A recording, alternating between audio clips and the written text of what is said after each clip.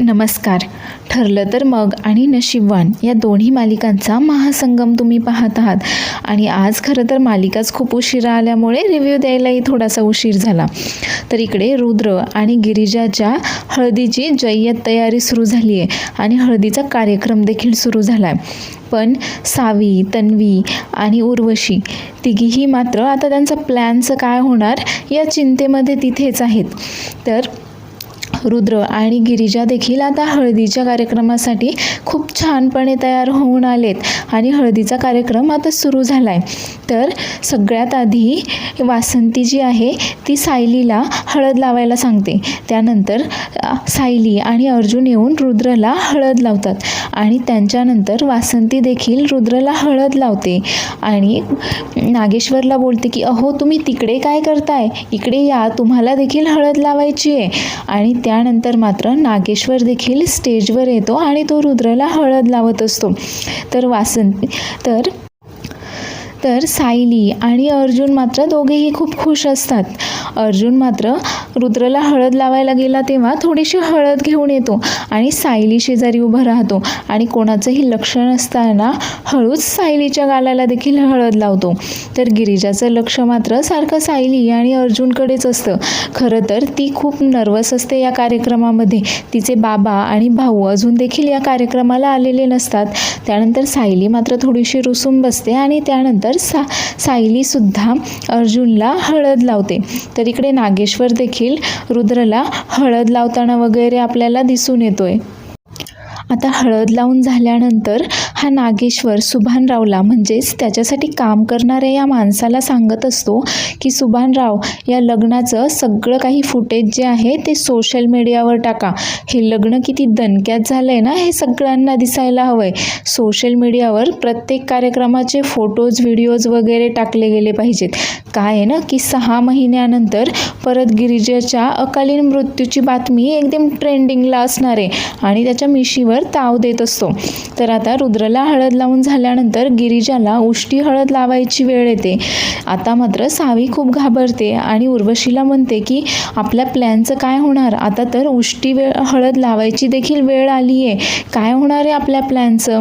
त्यावर उर्वशी तिला सांगते की थोडं शांत राहा आणि 5 पर्यंत मोज, उष्टी हळद वगैरे काही लागणार नाही आहे. आणि तेवढ्यातच इकडे मोठा आवाज होतो.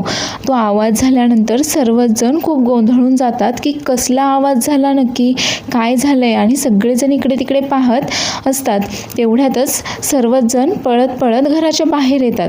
अगदी गिरिजा आणि रुद्र देखील काय झालं हे पाहण्यासाठी हळद सोडून घराच्या बाहेर येतात आणि पाहतात तर काय, त्या बंगल्याचं जे नाव असतं समर्थ, ते नाव आता आग लागलेली असते त्याला आणि ते आगीमध्ये जळून खाक झालेलं असतं.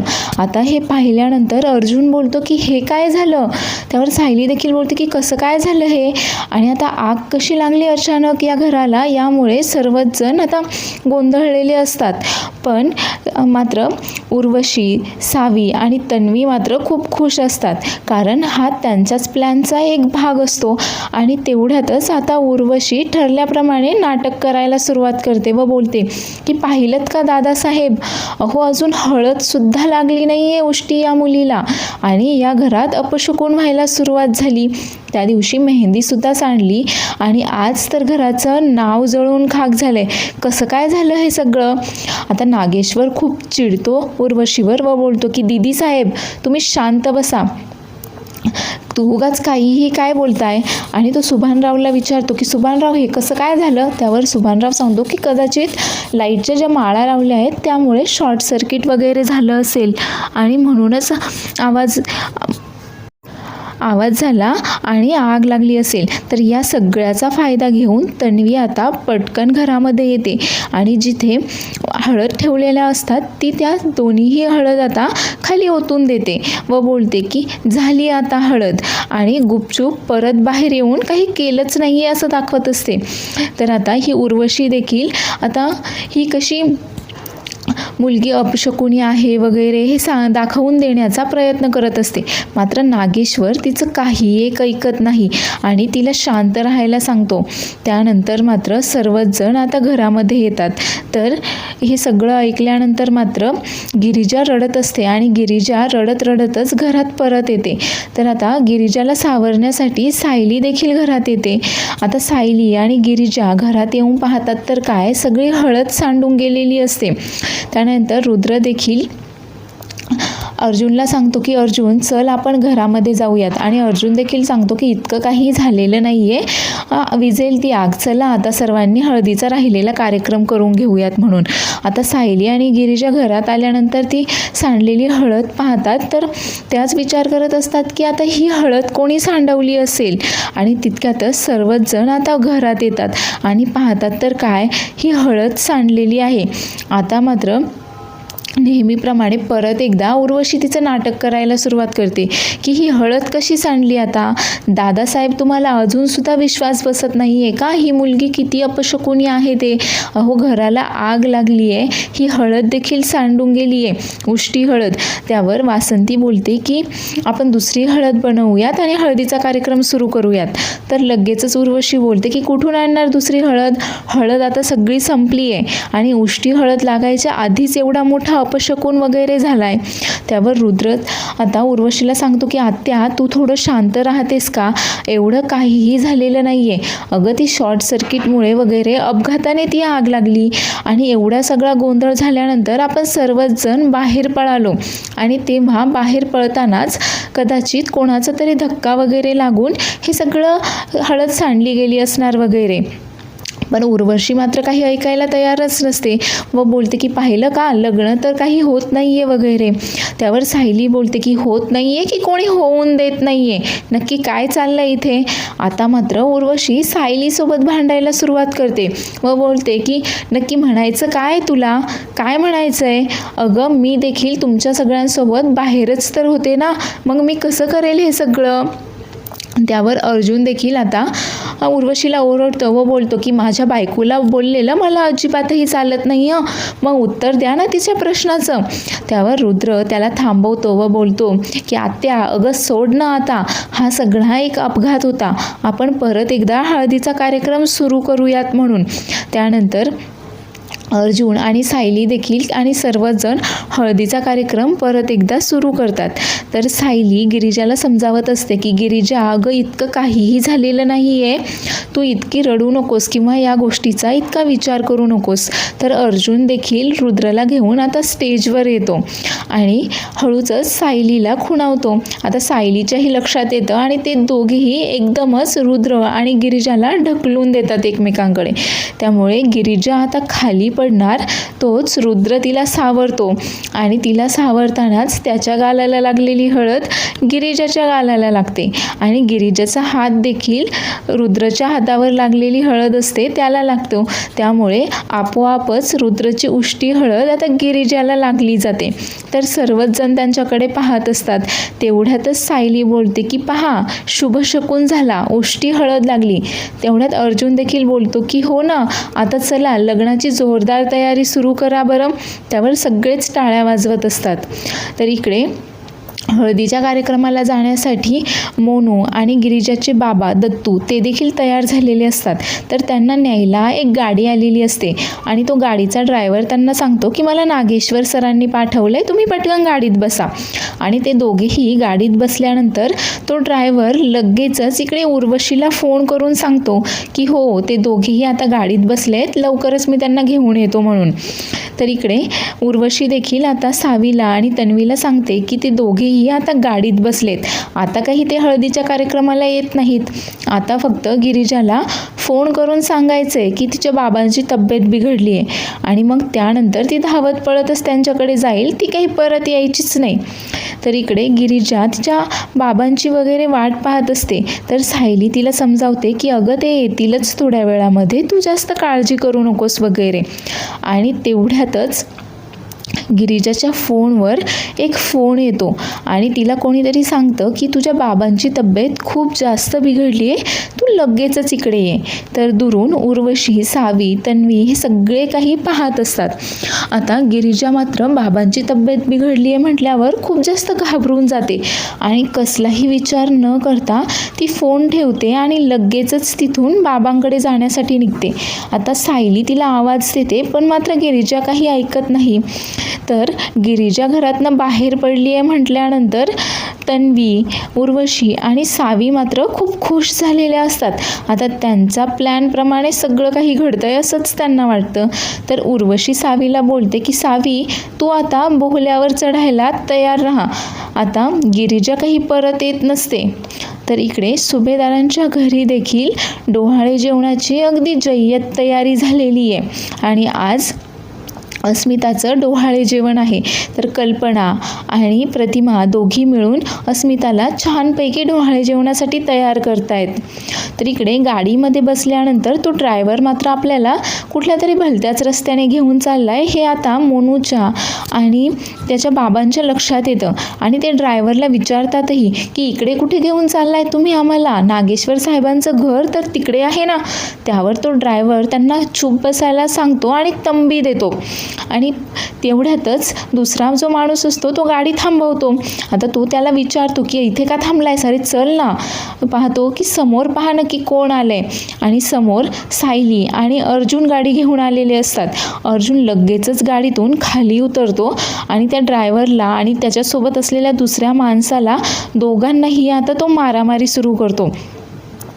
आता इथे एकदम फिल्मी स्टाईलने अर्जुन या गुंडांपासून या दोघांचीही सुटका करतो आणि त्यानंतर त्यांना सांगतो की तुम्ही माझी काळजी करू नका, आम्ही येतोच थोड्या वेळात. गिरिजा तिकडे घरी तुमची वाट पाहतीये, तुम्ही पटकन गिरिजाकडे जा. त्यानंतर मोनू आणि दत्तू दोघेही गिरिजाकडे घरी जाण्यासाठी निघतात. तर इकडे वासंती नागेश्वरला विचारत असते की अहो, हळद लागली आहे पोरीच्या अंगाला आणि तुम्ही असं तिला बाहेर कसं काय जाऊ दिलं बलं. त्यावर नागेश्वर बोलतो की अगं, माझं काय लक्ष होतं का इकडे, मी आता इकडे कामात होतो आणि ती मुळात अशी बाहेर गेलीच कशी काय हळद लागलेली असताना. तर तेवढ्यातच गिरिजा घरात परत येते. आता सर्वच जण गिरिजाची वाट पाहत असतात आणि गिरिजाला घरात आलेली पाहिल्यावर सावी लगेच बोलते ही तर परत आली. त्यावर तन्वी बोलते हो ना, दिसतंय मला ते, ती परत आली आहे ती. आता मात्र उर्वशी खूप काळजीत पडते की आता जर कळालं की हे सगळं मी केलंय मग मात्र माझी काही खैर नाही. त्यावर घरात आल्यानंतर रुद्र गिरिजाला विचारतो की गिरिजा कुठे गेला होतात तुम्ही. त्यावर गिरिजा सांगते की मला एक फोन आला होता की बाबांची तब्येत खूप बिघडली आहे म्हणून मी जायला निघालेच होते, पण तेवढ्यातच मला सायलीताई आणि अर्जुन दादा भेटले आणि त्यांनीच मला सांगितलं की तुला हळद लागली आहे, तू असं घराच्या बाहेर नाही जाऊ शकत म्हणून. आणि ते दोघेही आता बाबांची तब्येत कशी आहे हे पाहण्यासाठी गेलेत. पण मला खूप काळजी वाटते, ते दोघे अजूनही परत आले नाही आहेत. कसे असतील माझे बाबा, ठीक असतील ना, मला जायचं आहे त्यांच्याकडे. त्यावर रुद्र सांगतो की तुम्ही काळजी करू नका, बाबा अगदी ठीक असतील आणि आपण जाऊ त्यांच्याकडे. पण वासंती आणि नागेश्वर त्यांना समजावतो की असं काही करू नका, कारण तुमच्या अंगाला हळद लागलेली आहे आणि हळद लागलेली असताना असं तुम्ही बाहेर नाही जाऊ शकत. त्यावर नागेश्वर देखील विचार करतो की आता हा फोन कोणी केला असेल. तर उर्वशी, सावी आणि तन्वी मात्र खूप घाबरलेल्या असतात. तर इकडे सुभेदारांच्या घरी डोहाळे जेवणाचा कार्यक्रम एकदम जय्यत तयारीमध्ये सुरू झाला आहे आणि आता अस्मिता मात्र नाराज होऊन सचिनची वाट पाहतीये, कारण सचिन अजून देखील आला नाही आहे. त्यावर कल्पना तिला बोलते की अगं, तू इतकी का नाराज झाली आहेस, आज तुझा कार्यक्रम आहे ना, मग थोडी हस की. सचिन येतच असेल अगं, तो बोललाय की मी येतो म्हणून. आणि तेवढ्यातच सचिन तिथे येतो. आता सचिन आल्यामुळे खरं तर अस्मिता थोडी खुश झालेली असते, तिला थोडं बरं वाटत असतं, पण ती मात्र रडायलाच लागते. त्यावर सचिन विचारतो की अगं, तुला रडायला काय झालं असं. त्यावर अस्मिता सांगते की अरे, मला खूप कसं तरी होत होतं, तू कायम माझ्या जवळ राहावंस इतकंच वाटतं फक्त मला, काहीही विचार येतात माझ्या डोक्यामध्ये. त्यावर आता सचिन तिला विचारतो की अगं, हे बाळ काय फक्त तुझंच आहे का आणि तू असा कसा काय विचार केलास की मी आपल्या बाळाच्या डोहाळे जेवणाला येणार नाही म्हणून? तर इकडे आता रुद्र आणि गिरिजा दोघेही तिच्या बाबांना पाहण्यासाठी जायला निघतात. पण तेवढ्यातच वासंती त्यांना थांबवते व बोलते की तुमच्या अंगाला आता हळद लागली आहे, तुम्ही असे घरातून बाहेर नाही जाऊ शकत. आणि तेवढ्यातच गिरिजाचा भाऊ तिला तायडे असा आवाज देतो आणि पळतच तिच्याकडे येऊन तिला मिठी मारतो. त्यावर गिरिजा त्याला विचारते की तू ठीक आहेस ना, आणि बाबा कसे आहेत? आणि तेवढ्यातच गिरिजाचे बाबा देखील तिथे येतात आणि ते अगदी व्यवस्थित असतात. आता गिरिजा त्यांना बसायला सांगते आणि विचारते की बाबा तुम्ही ठीक आहात ना, आणि तुमची तब्येत बरी नसताना तुम्ही एवढ्या लांब चालत का आलात? त्यावर तो सांगतो की मला काय झालं आहे, अगं मी तर एकदम ठीक आहे म्हणून. आता हे ऐकल्यानंतर मात्र उर्वशी, सावी, तन्वी खूप घाबरून जातात आणि आता आपला प्लॅन उघड होतोय म्हणून खूप घाबरलेल्याही असतात. त्यावर मोनू सांगतो की अगं तायडे, आम्हाला न्यायला एक गाडी आली होती आणि ते माणसं आम्हाला कुठेतरी घेऊन चालले होते. त्यानंतर दत्तू देखील सांगतो, हो अगं एक ड्रायव्हर गाडी घेऊन आला होता आणि तो म्हणाला की आमच्या व्यायांनी म्हणजेच नागेश्वर साहेबांनी त्यांना आम्हाला घ्यायला पाठवलं आहे म्हणून. त्यावर नागेश्वर बोलतो की अहो दत्तू शेठ काय बोलताय तुम्ही, मी जर गाडी पाठवली असती तर मी स्वतःहून तुम्हाला सांगितलं नसतं का की मी तुम्हाला आणण्यासाठी गाडी पाठवली आहे म्हणून? मी असं कशाला करेन बरं? त्यावर दत्तू बोलतो की मग कोण होते ते माणसं? आम्ही गाडीमध्ये बसलो आणि त्यानंतर ते माणसं आम्हाला कुठेतरी दुसरीकडेच घेऊन जात होते. त्यावर मोनू बोलतो हो, आणि आम्ही त्यांना गाडी थांबवायला सांगितली पण ते काही आमचं ऐकतच नव्हते.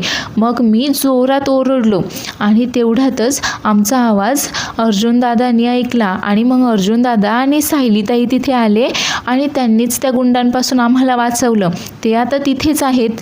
आता हे सगळं त्यांनी सांगितल्यानंतर गिरिजाच्या मात्र लक्षात येतं की हे सगळं कोणी केलं असणार आहे, आणि तिला काहीतरी जुन्या गोष्टी आठवत असतात की तिला कोणीतरी सांगत असतं की आते सासूबाईंनी मला जिवे मारण्याचा प्रयत्न वगैरे केला होता. मग तिच्या लक्षात येतं की हळदीमध्ये आलेलं हे विघ्न देखील उर्वशीनेच आणलेलं असणार आहे. तर उर्वशी मात्र खूप जास्त घाबरवून गेलेली असते. गिरिजा मात्र आता खूप जास्त कणखर बनते आणि तिचे डोळे पुसतच ती उठते आणि आता ती उर्वशीच्या दिशेने जाते व बोलते की हे सगळं कोणी केलं आहे ना ते माहीत आहे मला. इतक्या खालच्या पातळीला जाल तुम्ही असं मला कधीच वाटलं नव्हतं. नाही म्हणजे तुम्हाला हे लग्न व्हायला नको आहे, तुम्हाला मी आवडत नाही आहे इथपर्यंत हे सगळं ठीक होतं. तुम्ही मला त्रास देत होतात इथपर्यंत हे सगळं काही ठीक होतं. पण माझ्या भावाच्या आणि माझ्या बाबांच्या वाटेला जर कोणी जाईल ना तर त्याला मी अजिबातही सोडणार नाही. तर नागेश्वर देखील आता हे सगळं काही पाहत असतो. तर उर्वशी मात्र लगेचच तिथे येते आणि उलट गुन्हा कबूल करायचा सोडून ती आता गिरिजावरच ओढत असते की काय मी कशाला असं काही करेल, तुझं लायकी आहे का, तू कोणाशी बोलतीयस काय? माझ्याशी बोलायचं असेल ना तर लायकीत राहून बोलायचं, समजलंस का तू? त्यावर गिरिजा आता अजिबातही तिच्या धमक्यांना वगैरे घाबरत नाही आणि उर्वशीला बोलते की माझ्या बाबांकडे आणि माझ्या भावाकडे कुणीही जर वाकड्या नजरेने पाहिलं तर ते मला अजिबातही खपवून घेणार नाही, अजिबातही चालणार नाही मला. मी माझ्या बाबांसाठी आणि भावासाठी काहीही करू शकते, समजलं का तुम्हाला? तर वासंती देखील तिथे हे सगळं काही पाहत असते आणि आता गिरिजा देखील या उर्वशीला वरचढ ठरतीये आणि उर्वशीचं काही एक चालत नाही आहे म्हटल्यानंतर खरं तर ती देखील खूप खुश असते. पण उर्वशी मात्र आता उलट हिलाच बोट दाखवते, वासंतीकडेच बोट करते आणि बोलत धमक्या देत असते तिला. मात्र गिरिजा अजिबातही तिला घाबरत नाही व बोलते की जर माझ्या बाबांना आणि भावाला यापुढे त्रास दिलात, काही झालं तर हेच बोट मोडून मी तुझ्या हातात देईल वगैरे धमकावत असते. उर्वशी मात्र लगेचच आता नागेश्वरला बोलते की दादासाहेब काय बोलते ही मुलगी, हिला कळतंय का? आणि तुम्ही काहीच का बोलत नाही आहेत? अजून लग्न देखील झालं नाही आणि पहा ही मुलगी काय बोलतीये, कसं वागतीये, लग्न झाल्यानंतर काय करेल ही? तर नागेश्वर तिथे येतो आणि उलट तो गिरिजाला काही बोलण्याऐवजी आता उर्वशीलाच बोलत असतो की दीदी साहेब तुम्हाला लई वेळा सांगितलं होतं मी सुधरा म्हणून, पण तुम्ही काही सुधरतच नाही आहात. नाही बस झालं आता तुमचं. आणि तो आता उर्वशीला हाताला धरून तिच्या खोलीमध्ये घेऊन जातो आणि हे सगळं काही पाहून खरं तर वासंती खूप खुश झालेली असते. तर रुद्रला मात्र खूप वाईट वाटलेलं असतं. तो आता गिरिजाकडे येतो आणि बोलतो की आत्याने असं काही वागायला नको होतं. आत्या जे काही वागली आहे ना त्यासाठी खरं तर मी तुमची माफी मागतो. तर इकडे नागेश्वर आता उर्वशीला तिच्या खोलीमध्ये घेऊन येतो व बोलतो की बस लई सांगितलं तुम्हाला, पण तुम्ही काही सुधारायचं नावच घेत नाही. इथे बसून नवऱ्याची सेवा करा तुमची. आणि हळदीचा कार्यक्रम पार पडेपर्यंत ना अजिबात या खोलीतून बाहेर यायचं नाही. तर या उर्वशीचा नवरा हे सगळं काही ऐकत असतो. खरं तर तो जागाच असतो आणि त्याला सगळं काही चाललंय ते सगळं काही पाहत असतो तो. आणि नागेश्वर तिथून गेल्यानंतर उलट तो बोलतो की हिला ना असाच देवीचा प्रसाद रोज मिळायला हवाय. उर्वशी आता इकडे नागेश्वरला सांगत असते की अहो त्या मुलीची लायकी आहे का तिच्याशी लग्न करून देत आहे रुद्रचं वगैरे. पण नागेश्वर मात्र तिचं काही एक ऐकून न घेता तिला कार्यक्रम संपेपर्यंत बाहेर न येण्याची तंबी देतो आणि तिथून निघून जातो. तर उर्वशीचा नवरा मात्र खूप खुश असतो उर्वशीला अशी तंबी मिळाल्यामुळे व बोलतो की हिला असा देवीचा प्रसाद रोजच मिळायला हवाय. तर सायली आणि अर्जुन देखील आता ते गुंड सापडत नसल्यामुळे आता घरी परत आलेले असतात आणि तेवढ्यातच त्यांना घरून व्हिडिओ कॉल येतो. तर प्रताप आणि कल्पना त्यांना सांगत असतात की अरे तुम्ही इथे कार्यक्रमाला नव्हतात, त्यामुळे आता कार्यक्रम अगदी सुखरूप पार पडलाय. त्यामुळे म्हटलं की आता तुम्हाला कॉल करून वगैरे उत्सवमूर्ती वगैरे दाखवावं. आणि आता सचिनकडे आणि अस्मिताकडे फोन देतात आणि सर्वच जण व्हिडिओ कॉलवर सायली आणि अर्जुनसोबत बोलत असतात.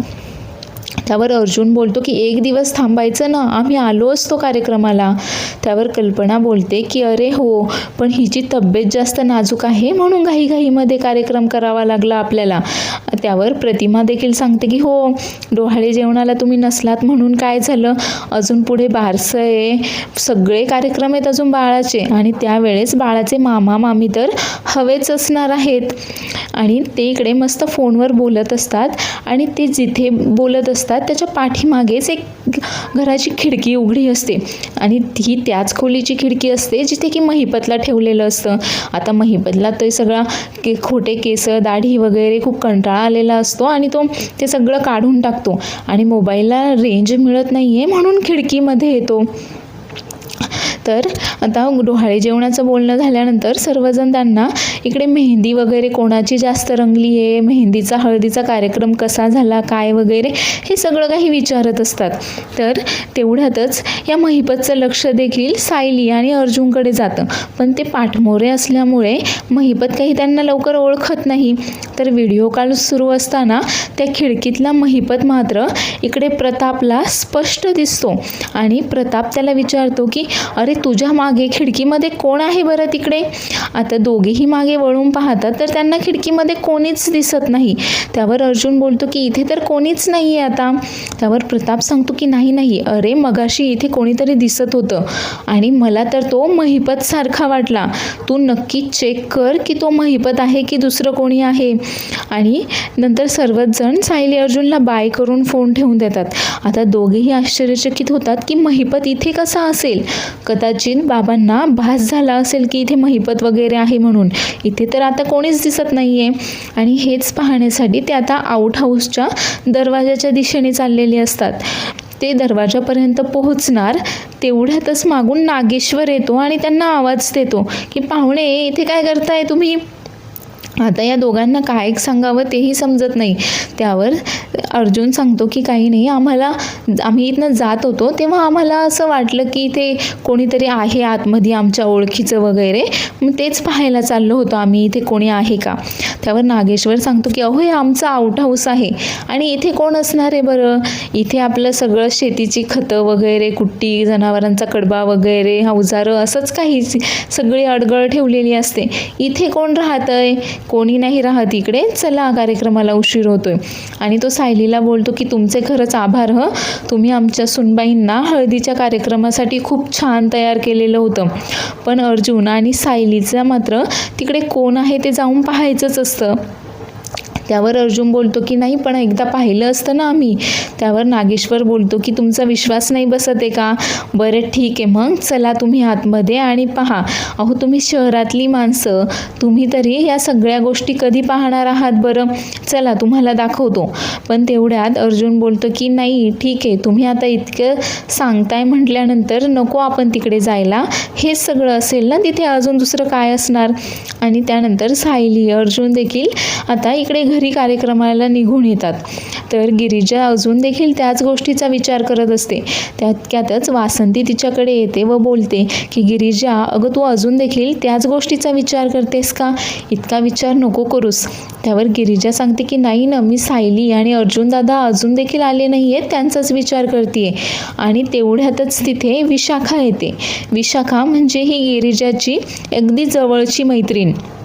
आता विशाखा इतक्या उशिरा आल्यामुळे गिरिजा मात्र तिच्यावर रुसून बसते आणि मोनूला बोलते की मोनू, हिला सांग मला हिच्याशी अजिबातही बोलायचं नाही आहे. त्यावर मोनू सांगतो की विशाखा तायडीला तुझ्याशी अजिबातही बोलायचं नाही आहे.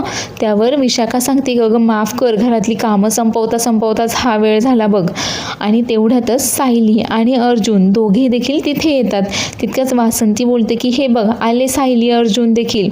आता तिथे आल्यानंतर गिरिजा जी असते ती विशाखाची ओळख सायली आणि अर्जुनसोबत करून देते.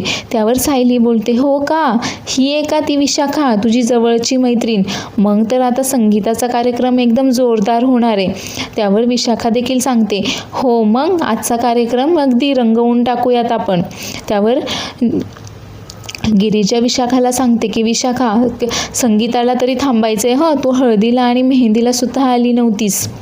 तर इकडे नागेश्वर आता सायली आणि अर्जुनला तिथून काढून दिल्यानंतर लगेचच महिपतकडे येतो आणि बोलतो की महिपतराव, हो काय करताय तुम्ही?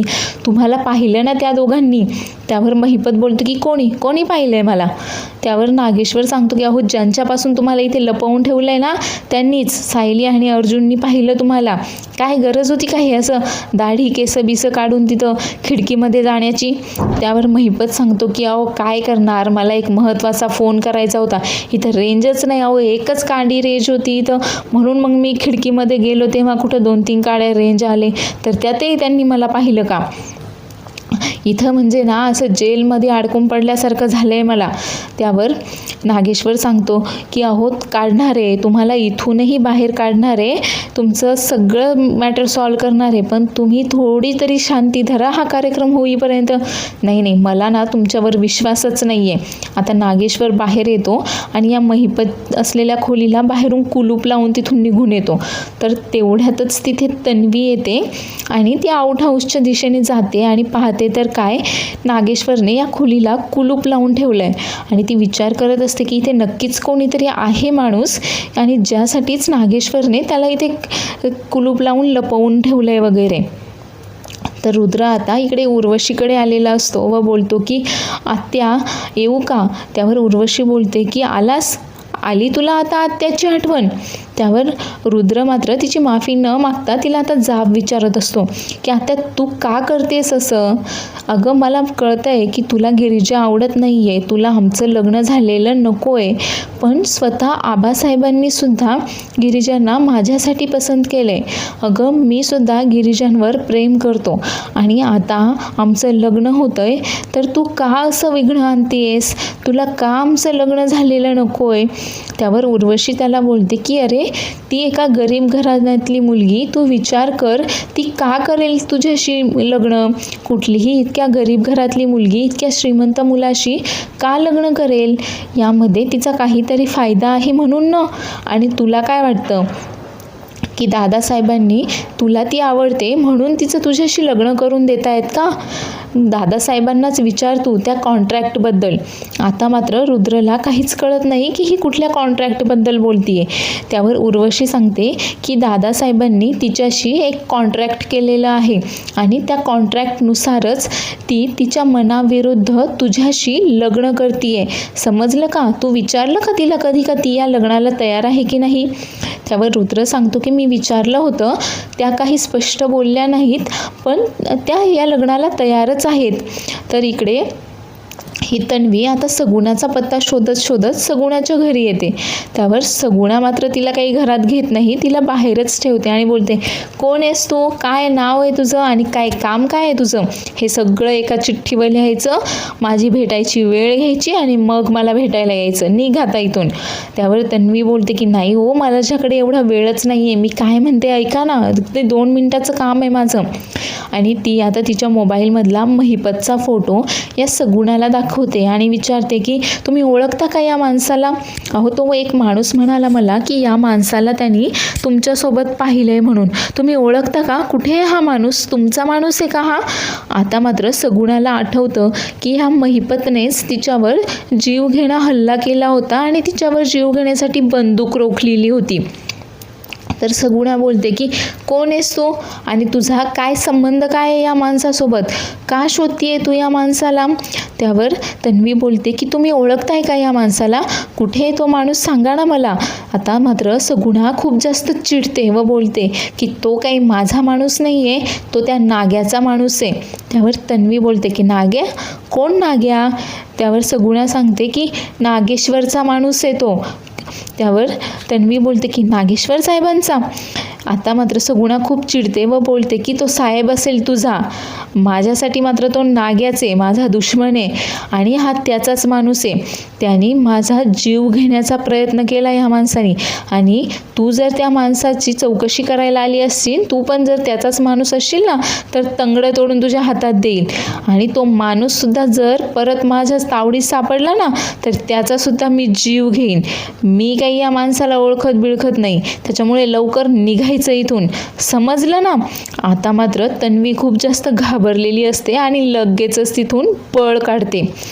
तर इकडे सायली, अर्जुन, रुद्र, वासंती आणि गिरिजा गप्पा मारत बसलेले असतात. तेवढ्यात तिथे नागेश्वर येतो आणि नागेश्वर आता सायली आणि अर्जुनचे आभार मानतो व बोलतो की तुमच्या दोघांचे खूप खूप आभार. तुम्ही आमच्या व्याह्यांना अगदी सुखरूपपणे वाचवलं आणि इथपर्यंत घेऊन आलात, त्यासाठी तुमचे आभार मानायचे होते मला. आता मात्र या लग्नामध्ये काहीही विघ्न येणार नाही आणि हे लग्न एकदम निर्विघ्नपणे पार पाडेल याची जबाबदारी माझी. आणि तेवढ्यातच रुद्र तिथे येतो आणि बोलतो की नाही आबासाहेब, मला तुमच्याशी थोडंसं बोलायचं आहे, माझ्या एका प्रश्नाचं उत्तर द्याल? आणि रुद्र आता नागेश्वर समोर जाऊन उभा राहतो आणि त्याला विचारतो की तुम्ही गिरिजासोबत कॉन्ट्रॅक्ट केलं आहे आणि तुम्ही केलेल्या कॉन्ट्रॅक्टमुळे त्या या लग्नाला तयार झाल्या आहेत.